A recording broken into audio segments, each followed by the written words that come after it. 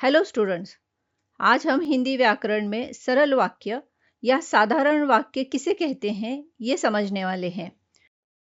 रचना के आधार पर वाक्य के तीन भेद हैं, तीन टाइप्स हैं। वो तीन भेद हैं साधारण या सरल वाक्य, संयुक्त वाक्य और मिश्रित या मिश्र वाक्य। इन्हें इंग्लिश में सिंपल सेंटेंस, कंपाउंड सेंटेंस और कॉम्प्लेक्स सेंटेंस कहते हैं। इसमें से आज हम सरल वाक्य को समझते हैं। सरल वाक्य या साधारण वाक्य क्या होते हैं? तो जिस वाक्य में एक ही उद्देश्य एवं एक ही विधेय हो उसे साधारण या सरल वाक्य कहते हैं। सरल वाक्य की परिभाषा समझने के लिए या सरल वाक्य को समझने के लिए हम पहले उद्देश्य और विधेय क्या होते हैं ये देखते हैं। उसके बाद हम डिटेल में सरल वाक्य को समझेंगे। यहाँ दो वाक्य हैं। पहला वाक्य है रमेश पढ़ रहा है और दूसरा वाक्य है सीमा और मीनल खेल रहे हैं। हर एक वाक्य में किसी के बारे में कुछ कहा जाता है, कुछ बताया जाता है, और जिसके बारे में कुछ कहा जाता है, कुछ इन्फॉर्मेशन दी जाती है या बताया जाता है, उसे उद्देश्य कहते हैं। इंग्लिश में इसे सब्जेक्ट कहते हैं। जैसे रमेश पढ़ रहा है, इस वाक्य में किसके बारे में कहा जा रहा है या किसके बारे में कुछ इन्फॉर्मेशन दी जा रही है, कुछ बताया जा रहा है, तो वो रमेश के बारे में बताया जा रहा है। तो इस वाक्य में रमेश उद्देश्य है।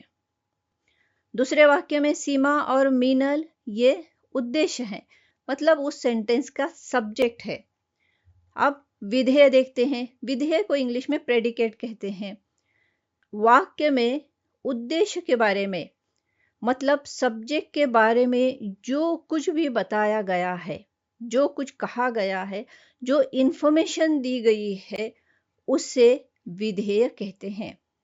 रमेश पढ़ रहा है में रमेश उद्देश्य है जिसके बारे में कुछ कहा गया है, और जो कुछ भी रमेश के बारे में कहा गया है वो विधेय है। पढ़ रहा है यह इसमें विधेय हो गया। वैसे ही सीमा और मीनल उद्देश्य हैं, इस सेंटेंस के सब्जेक्ट हैं। सीमा और मीनल के बारे में जो कुछ भी कहा गया है वो विधेय है। सीमा और मीनल के बारे में क्या बताया गया है? तो वो खेल रहे हैं, तो खेल रहे हैं ये इस सेंटेंस का विधेय है।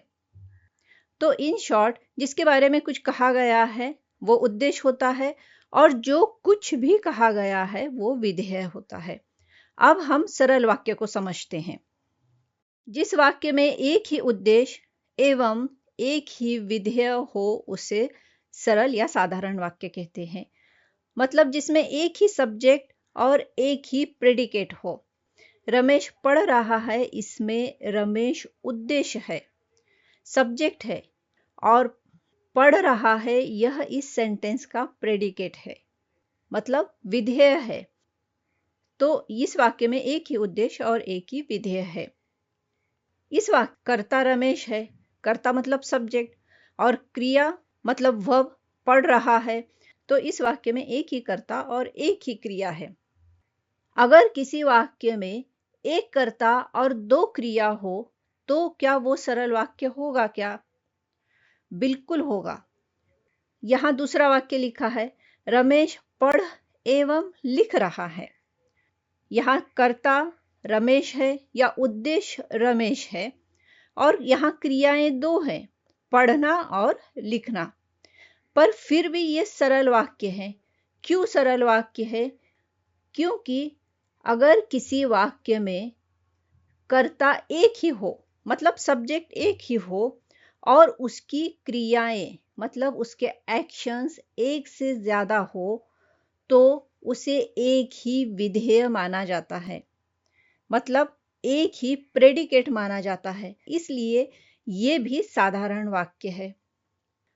अगर किसी वाक्य में एक से ज्यादा कर्ता हो और एक ही क्रिया हो, मतलब सब्जेक्ट्स एक से ज्यादा हो और उनका एक्शन एक ही हो, तो क्या वो साधारण वाक्य होता है क्या? तो हाँ, बिल्कुल होता है।